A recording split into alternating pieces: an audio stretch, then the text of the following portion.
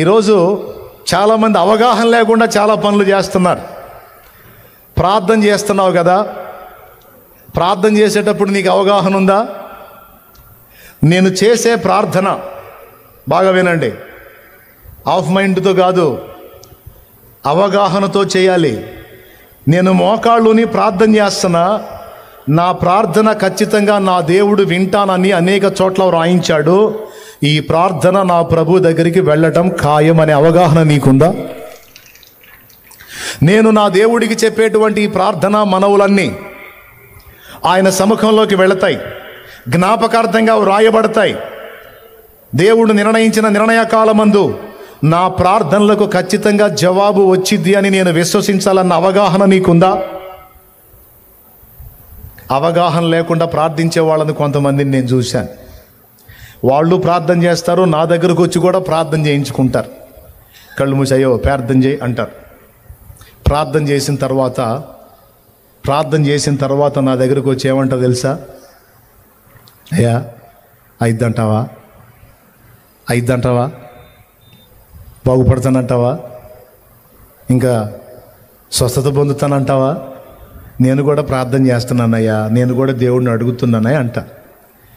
అంటే అవగాహన లేదు. ఇది వినబడిద్ది, జవాబు వచ్చిద్ది, కార్యం జరిగిద్దని అవగాహన లేదు. అలా విశ్వాసం నేను కలిగి ఉండాలన్న అవగాహన లేదు. నేను చెప్తున్నా, ప్రార్థించే వ్యక్తికి నిశ్చయత కావాలి. విశ్వాసం ఉన్నోడికే నిశ్చయత ఉంటుంది. నేను ప్రార్థించాను, నా మనవులు నా దేవుని దగ్గరికి వెళ్ళాయి, జవాబు ఖాయం అనే నిశ్చయత విశ్వాసం గల వాడికి ఉంటుంది. ఇది అవగాహనతో ప్రార్థన చేయటం. ఇంకొక అవగాహన కూడా ఉండాలి. నేను ఎవరికి ప్రార్థన చేస్తున్నాను? భూమి ఆకాశములకు సృష్టికర్త అయిన వానికి ప్రార్థన చేస్తున్నాను. ఆయన నిజమైన దేవుడని నాకు అవగాహన ఉంది. ఆయన వినే దేవుడని అవగాహన ఉంది. ప్రార్థించమని చెప్పినవాడని అవగాహన ఉంది. ప్రార్థనకు జవాబు నేను విశ్వసిస్తే తప్పనిసరిగా నాకు ఇస్తాడన్న అవగాహన నాకుంది అని ఆ గ్రహింపుతో ప్రార్థన చేయడం ఎంత అవసరం. ఏమండి, ఆరాధన చేస్తారు, చాలామంది ఆరాధన చేస్తారు. అవగాహనతోనే ఆరాధన చేస్తున్నారా? ఎంతమందికి అవగాహన నుండి ఆరాధన చేస్తున్నారు? అసలు నేను ఇలా స్తుతించటం ద్వారా, ఇలా ఆరాధించడం ద్వారా ఏం జరుగుతుందన్న అవగాహన ఉందా? మనం ఆరాధిద్దాం అనగానే అందరు లేచి ఒక పాటలో కలిసి పాడతారు. ఈ పాట పాడటం వల్ల ఏం జరిగిద్ది? ఇలా ఆరాధించటం వల్ల ఏం జరిగిద్ది? అసలు నేను ఎందుకు ఆరాధిస్తున్నాను? కారణం ఏంటి?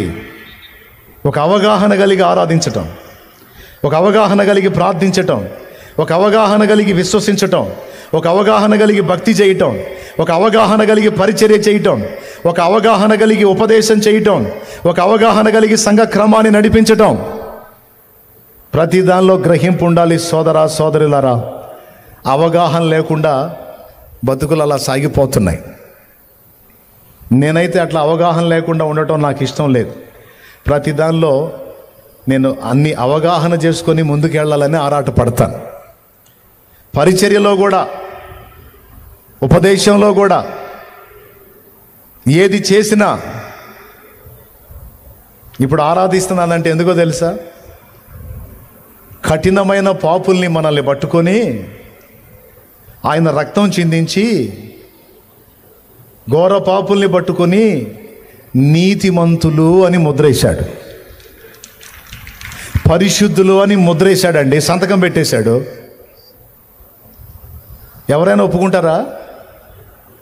మనం ఎలాంటి వాళ్ళమో మనకు తెలుసు. ఘోర పాపుల్ని తన రక్తంతో కడిగి పరిశుద్ధపరిచి ఆయనే ఒక వస్త్రంలాగా మన మీదకి వచ్చేసి మనల్ని కప్పేశాడు. ఇప్పుడు తండ్రి అయిన దేవుని దృష్టిలో మనం ఎలా కనపడతాం తెలుసా? నీతిమంతులము, పరిశుద్ధులంగా కనపడతాం.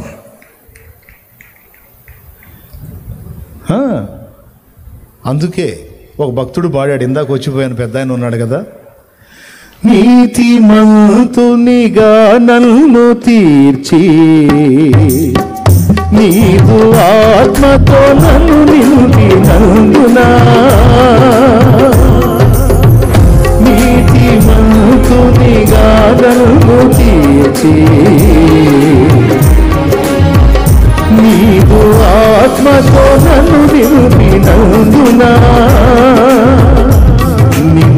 స్తుతించకుండా నేనుండలేను, నిన్ను స్తుతించకుండా నేనుండలేను. నా విమోచకుడా యేసయ్యా, నీ జీవన రాగాలలో నీ నామమే ప్రతిధ్వనించెనే, నీ జీవన రాగాలలో నీ నామమే ప్రతిధ్వనించెనే. నా విమోచకుడా యేసయ్యా.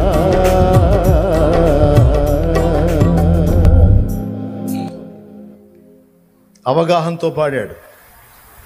నీతిమంతునిగా నన్ను తీర్చి నీ ఆత్మతో నన్ను నింపినందున ఇక నిన్ను స్తుతించకుండా ఉండలేనయ్యా. నువ్వు ఆస్తులు ఇచ్చావు, అంతస్తులు ఇచ్చావు కాదు, నరకం నుంచి నన్ను విడిపించడానికి నీవే నా నీతివి, నీవే నా పరిశుద్ధత అయ్యావు. చూడు, పాపి అన్న నా పేరు కొట్టేసి పరిశుద్ధుడు అని రాశావు, అనీతిమంతుడు అనే నా పేరు కొట్టేసి నీతిమంతుడు అని రాశావు.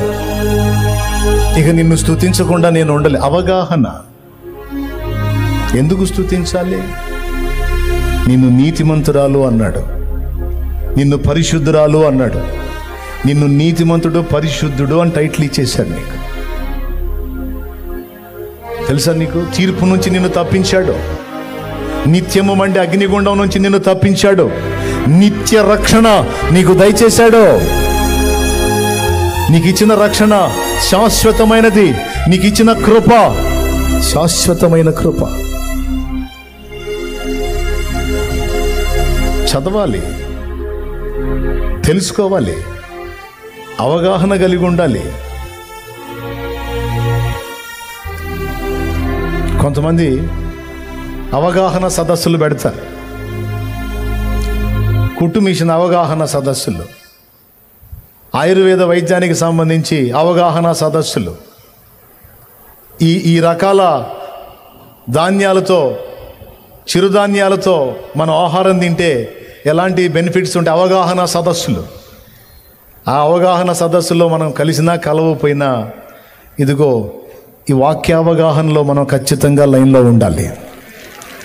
ఈ క్వాలిటీ అతని దగ్గర కనపడుతుంది, అన్యుడి దగ్గర, ఐథియోపియుడి దగ్గర కనపడుతుంది. గ్రంథాన్ని తీసుకొని అల్మరాలో, అటకాలో, లేకపోతే బీరువాలో దాచిపెట్టడం కాదు. ఆదివారం రాగానే ఉఫ్ఫు అంటాం కాదు. అసలు ఇందులో ఏం రాశాడు, ఏం మొత్తుకుంటున్నాడు, ఆయన సోపేంది, ఇంతకీ నేను చేస్తున్నది ఏంది, నా అవగాహన ఎంత అనే గ్రహింపు. ఎవరైతే ఇందులో ఆరితేరతారో ఇక వాళ్ళు అంతంత మాత్రంగా ఉండరు. వారు ఆశీర్వదించబట్టమే కాదు, అనేకులకు ఆశీర్వాద కారణంగా మారతారు. వారు దీవించబట్టమే కాదు, అనేకులకు దీవెనకరంగా మారుతారు. గ్రంథాన్ని డబ్బులు పెట్టి కొనుక్కోవటమే కాదు, తీసి చదవటం మొదలుపెట్టాడు. వాక్యాన్ని చదవాలి. చదువుతూ ఉంటే కొంతమంది అంటారు, అయ్యో మాకు చదువు రాదు, మేమేం చదివేమంటారు. చదువు రాకపోయినా నీకు ఇంకొక అవకాశం ఇచ్చాడు దేవుడు.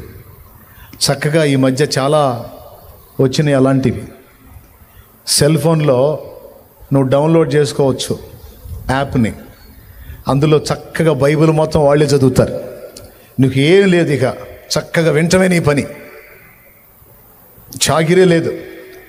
ఎక్కడెక్కడ చెత్త సోది వినే కన్నా చక్కగా రోజు ఒక పుస్తకం వింటాం మొదలు పెట్టావనుకో, కొన్ని రోజులకి బైబిల్ మొత్తం విన్నదానివి అవుతావు, విన్నోడివి అవుతావు. అవకాశం ఇచ్చాడు దేవుడు. అవగాహన నువ్వు కలిగి ఉండాలంటే తప్పకుండా దేవుడు నీకు అవకాశం ఇస్తాడు.